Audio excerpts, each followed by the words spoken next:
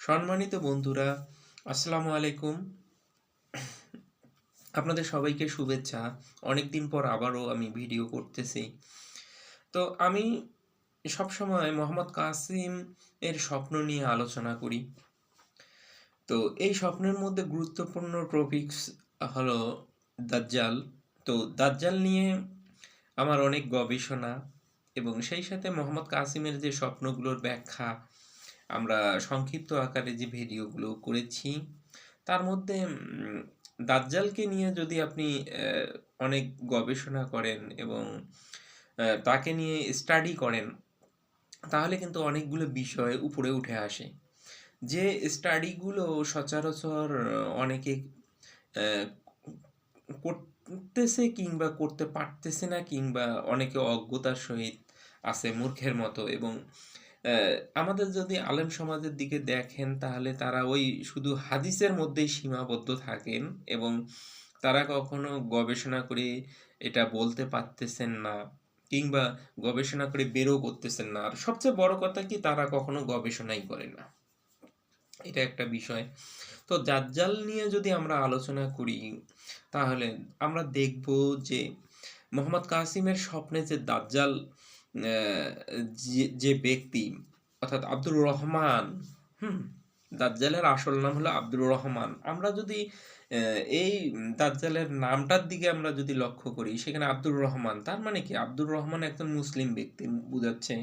এবং সেই সাথে আমরা যদি তার পরীক্ষার কথা চিন্তা করি, মোহাম্মদ কাসিম এবং দাজ্জালের যে পরীক্ষাটা হয়েছিল, সেই পরীক্ষার মধ্যে কিন্তু দাজ্জাল পাশ করছিল এবং মোহাম্মদ কাসিম তিনি কিন্তু বলতে গেলে তিনি তার চেয়ে কম নাম্বার পাইছিল। এবং আল্লাহ কিন্তু মোহাম্মদ সরি আব্দুর রহমানকে তিনি প্রথম পরীক্ষায় উত্তীর্ণ করেন। কিন্তু উত্তীর্ণ হওয়ার পরও কিন্তু আব্দুর রহমানের, আমরা যদি দেখেছি অনেক এর আগে বলছিলাম যে আব্দুর রহমানের অহংকার করার কারণে কিন্তু আল্লাহ সুবহানাহু ওয়া তাআলা তিনি এটা পছন্দ করেন না। এটা একটা বিষয়।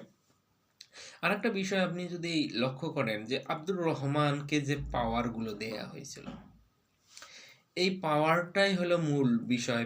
আমি মূলত এই দাজ্জালের এই পাওয়ার সম্পর্কে উম, আলোচনা করার, মানে গবেষণা করার চেষ্টা করি। কারণ দাজ্জাল তো একজন ব্যক্তি, ঠিক আছে?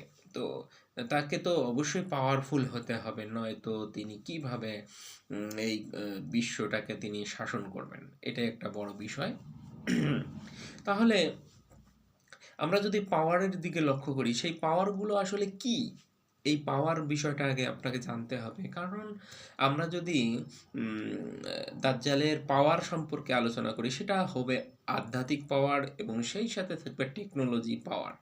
তো আমাদের যে মডার্ন এই পৃথিবী, হ্যাঁ, মডার্ন পৃথিবীতে যে আমরা যদি আবিষ্কারগুলোর দিকে লক্ষ্য করি, হ্যাঁ, এই আবিষ্কারগুলো মূলত তিনি আরো অত্যাধুনিক, অর্থাৎ আধুনিক থেকে অত্যাধুনিক যে আবিষ্কারগুলো আসতেছে, সেটা কিন্তু মূলত অনেকটা দাজ্জালেরও কিন্তু এখানে এজেন্ট যারা আছে তাদের কিন্তু একটা হাত আছে। আপনি যদি লক্ষ্য করেন, দাজ্জাল গোটা পৃথিবীকে শাসন করতে চাচ্ছে, তাহলে দাজ্জালের একার পক্ষে কি, এখানে প্রশ্ন থেকে থাকে, দাজ্জালের একার পক্ষে তো এই গোটা পৃথিবীকে শাসন করা সম্ভব না। তাহলে কি দরকার? সে এখানে আমরা যদি দেখি, তাহলে তার এজেন্ট দরকার, অর্থাৎ তার অনুগত বাহিনী দরকার, অনুগত সরকার দরকার। হ্যাঁ, তো আমরা যদি এই অনুগত সরকারে গুলোর দিকে আমরা তাকাই, তাহলে কিন্তু এখানে এই গোটা বিশ্বের যে পলিটিক্যাল পরিবর্তনগুলো যে হচ্ছে, সেই দিকগুলোকে আমাকে দেখতে হচ্ছে। তারপর আমাদেরকে দেখতে হচ্ছে টেকনোলজির যে বিষয়গুলো আছে, সেই দিকে লক্ষ্য করতে হচ্ছে। তারপরে আমাদের যে সমাজ ব্যবস্থা আছে, সেই দিকে লক্ষ্য করলেই কিন্তু আমরা দাজ্জাল সম্পর্কে একটা মোটামুটিভাবে ছোট্ট ধারণা পেতে পারি। তো আপনি প্রথমে যদি আপনি দেখেন, দাজ্জাল আসলে এই পৃথিবীতে শাসন করার জন্য তিনি কিন্তু একটা শাসন ব্যবস্থা পরিচালিত, মানে দাজ্জালের যারা এজেন্ট আছে, তারা কিন্তু নিউ ওয়ার্ল্ড অর্ডার প্রতিষ্ঠা করার জন্য উঠে পড়ে লেগেছে। যে আমরা যদি ছোট, ছোট দেশ এবং অন্যান্য যে দেশগুলো আছে দরিদ্র, হ্যাঁ? এই দেশগুলোর দিকে আমরা যদি তাকাই তাহলে কিন্তু একটা বিষয় লক্ষ্য করতে পারি।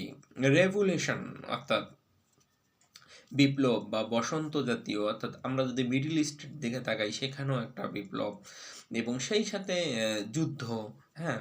এই বিষয়গুলোর দিকে যদি আমরা তাকাই তাহলে কিন্তু একটা ধারণা আসে। কি ধরনের? সেটা হলো উম আমরা যদি সাম্প্রতিক সময়ে আমি যদিও পলিটিক্যাল আলোচনা করি না, কিন্তু পলিটিক্স এবং এই বিষয়গুলো সম্পর্কে অনেক ভালো ধারণা রাখি এবং অনেক গবেষণা করি। কারণ আমার বিন্দু পরিমাণ ইন্টারেস্ট নেই বর্তমান যে মডার্ন যে পলিটিক্সের উপর। কারণ আমরা জানি যে এগুলো কি হতে যাচ্ছে এবং সামনে কি হবে। এই বিষয়গুলো কিন্তু ইঙ্গিত পাওয়া যায়। কারণ আপনি আপনাকে বিশ্বাস করতে হবে, আপনি হয়তো বিশ্বাস করবেন কি না করবেন সেটা আপনার ব্যক্তিগত বিষয়। কিন্তু নিউ ওয়ার্ল্ড অর্ডার প্রতিষ্ঠার লক্ষ্যেই কিন্তু কাজ করতেছে এজেন্টরা। তো আমি অ্যা আমার ক্ষুদ্র জ্ঞানে বলে বাংলাদেশের যে বর্তমান যে প্রেক্ষাপট এটা কিন্তু নিউ ওয়ার্ল্ড অর্ডারের একটা অংশ।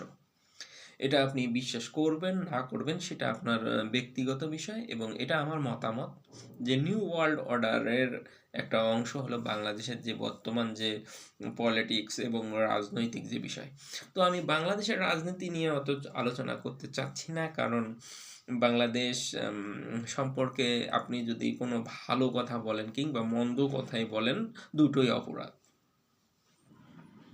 তো আপনি যদি ভালো কথা বলেন তাহলেই কিন্তু অপরাধ, আবার মন্দ কথা বললেও সেটাও অপরাধ বাংলাদেশের প্রেক্ষাপটে। তো আমি এজন্য বাংলাদেশ সম্পর্কে কিছু বলতে চাই না। কারণ যেটা হচ্ছে হতেই দেন। কারণ আমরা এমন একটা জাতি, এই জাতির কখনো পরিবর্তন হবে না। এবং এর এ আপনি আপনি যদি এম ১৭৫৭ সালের সেই ২৩শে জুন পলাশী যুদ্ধের কথাই বলেন, সেখানেও যা ঘটনা ঘটেছিল ঠিক একই রকম ঘটনা এখন অবধি ঘটে যাচ্ছে। তো এটা ঘটার কারণ হলো আমরা এমন একটা জাতি, যে জাতি অজ্ঞ জাতি, মূর্খ জাতি এবং আমাদের মধ্যে অনেক কিছু ত্রুটি আছে। এগুলো না বলি নিজেরই, আর এটা বলা মানে আমাকে নিজেকে ছোট করা। এটা একটা বিষয়। তাই আমি এটা বলতে চাচ্ছি না। বাংলাদেশের যে আসলে এগুলো কি? আমি সবসময় একটা জিনিস চেষ্টা করি, অ্যা উম আমরা যদি বিভিন্ন ১৭৫৭ সালের সেই পলাশী যুদ্ধ কিংবা নবাব সিরাজউদ্দৌলার পতনের পর অনেক ইংরেজরাই কিন্তু তারা বই লিখে গেছেন যে, আমরা যখন নবাবকে ধরে নিয়ে আসতেছিলাম, তো আশেপাশের জনগণ তালি দিচ্ছিল, খুব আনন্দ প্রকাশ করছিল। কিন্তু তারা বুঝতে পারতেছিল না তারা কি ভুলটা করতেছে। অথচ তারা যদি আমাদেরকে ওই সময় একটা করে ঢিল ছুড়ত তাহলেও কিন্তু আমরা পরাজিত হতাম। এই যে বিষয়গুলো ফুটে তুলছেন, হ্যাঁ? তো ওই সময় কিন্তু নবাব সিরাজদৌলার পক্ষে বিপক্ষে লোক ছিল এবং নবাব সিরাজদৌলার বিপক্ষেই কিন্তু দেশটা চলে গিয়েছিল এবং নবাব সিরাজদৌলার বিরোধিতা করছিল এবং বেশিরভাগ অর্থাৎ লোক নবাবের বিরোধিতা করছে। যার কারণেই কিন্তু নবাবের পতন হয়েছিল এবং আপনারা সব ইতিহাসটা জানেন। কিন্তু যখন আমরা বই পড়ি নবাবের ওই অল্প একটু জায়গার মধ্যে সীমাবদ্ধ রাখি। কিন্তু ওই সময় যে জনগণের রিঅ্যাকশনটা আমরা বোঝার চেষ্টা করিনি। যার কারণে কিন্তু আমরা কিন্তু সেই সময় ২০০ বছর ইংরেজদের শাসন হয়েছিল। ঠিক একই রকম বাংলাদেশের বর্তমান যে প্রেক্ষাপট, এই প্রেক্ষাপটের ঠিক একই রকম অবস্থা তৈরি হয়ে গেছে। কারণ নিউ ওয়ার্ল্ড অর্ডার প্রতিষ্ঠা হবে এখন। ঠিক আছে? সেই লক্ষ্যে কাজ করতেছে এবং আমাদের যে গণতান্ত্রিক অধিকার, মৌলিক অধিকার সেগুলো কিন্তু খর্ব হচ্ছে দিন, দিন। এবং সেটা আপনারা বুঝতে পেরেছেন। আপনি এতটুকু বলবো, আপনি চোখ দিয়ে যেটা দেখতেছেন যে এটাই মনে হয় হয়তো সঠিক। কিন্তু যেটা দেখতে পাচ্ছেন না সেটাকে আপনি বিঠিক বলে চিন্তা ভাবনা করতেছেন। তো এই জিনিসটাই মূলত আমাদের সমস্যা, হ্যাঁ? আমরা উপরে দেখতেছি যে এই জিনিসটা ঘটতেছে আমার চোখের সামনে। কিন্তু এটাকেই আমরা ভালো মানে এটাকেই আমরা সঠিকভাবে বিচার বিশ্লেষণ করতেছি। অথচ ভেতরের যে বিষয়টা, এই বিষয়টা নিয়ে আমরা কখনোই আলোচনা করতেছি না কিংবা জানতেছি না।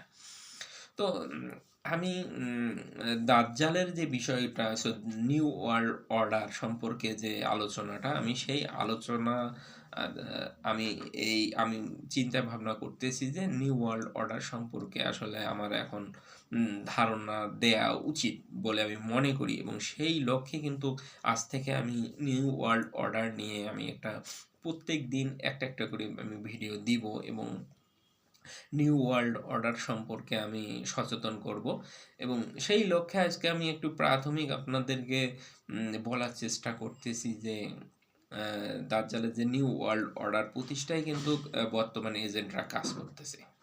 এটাই হলো বাস্তব, এবং আপনি জানলে অবাক হবেন, দাজ্জাল কিন্তু আপনাকে আমি আমি আবারও বলতে চাচ্ছি যে দাজ্জাল কিন্তু আপনি হয়তো মুসলিম হিসেবে চিন্তা করবেন যে তিনি কাফের, বেঈমান, ফাসেক এইরকম ব্যক্তি।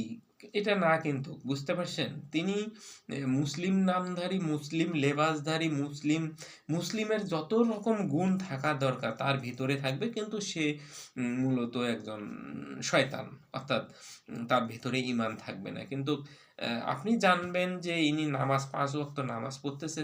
আপনি জানবেন যে তিনি যাকাত, ফেতরা, হজ সবকিছুই করতেছেন, কিন্তু তিনি মূলত দাজ্জাল। শুনলে আপনি মানে আপনি এটা বিশ্বাসই করতে চাইবেন না। তখন আপনার মনে হবে যে না, এটা কিভাবে সম্ভব? আসলে দাজ্জাল এইভাবেই মানুষকে ধোঁকা দিবে। এই মুসলিমদেরকে এইভাবেই ধোঁকা দিবে, কিন্তু মুসলিমরা বুঝতে পারবে না। তো আমাদের সমাজ ব্যবস্থাটা ধীরে কিন্তু সেই পথে যাচ্ছে। আমাদেরকে ইসলামের নামে ধোঁকা দেয়া হচ্ছে। ঠিক আছে? এই ধোঁকাগুলো থেকে আমাদেরকে বাঁচার জন্য বেশি আমি বলবো আপনাদেরকে অনেক গবেষণা করতে হবে। মোহাম্মদ কাসিমের স্বপ্নগুলো পড়তে হবে। কারণ মোহাম্মদ কাসিমের স্বপ্নগুলো অনেকগুলো মেসেজ দেয়। হুম? আর দাজ্জাল সম্পর্কে জানতে হবে। দাজ্জাল সম্পর্কে আপনি যতক্ষণ না জানবেন, ততক্ষণ আপনি দাজ্জালের ফিতনা সম্পর্কে কখনোই ধারণা আ রাখতে পারবেন না। তো আজকে থেকে আমি মূলত এই ভিডিও দেয়া শুরু করব, এবং ইনশাআল্লাহ আমি এই ভিডিওগুলো দিব দাজ্জাল সম্পর্কে এবং নিউ ওয়ার্ল্ড অর্ডার সম্পর্কে, এবং আমার মূল উদ্দেশ্য কিন্তু নিউ ওয়ার্ল্ড অর্ডার সম্পর্কে এই মানুষদেরকে জানানো, এবং আল্লাহ সুবহানাহু ওয়া তাআলা যদি চায়, হ্যাঁ, তাহলে আমার বিশ্বাস আছে যারা এই নিউ ওয়ার্ল্ড অর্ডার সম্পর্কে গবেষণা করবে এবং স্টাডি করবে, আমার বিশ্বাস আছে তারা নিউ ওয়ার্ল্ড অর্ডার সম্পর্কে ভালো একটা ধারণা পাবে। তো আজকে আমি ১ম এই দাজ্জাল সম্পর্কে, নিউ ওয়ার্ল্ড অর্ডার সম্পর্কে আলোচনা করতেছি, এবং ধারাবাহিকভাবে নিউ ওয়ার্ল্ড অর্ডার সম্পর্কে আমি আপনাদেরকে বলার চেষ্টা করব ইনশাআল্লাহ। তো আপনারা সবাই ভালো থাকুন। আল্লাহ হাফেজ।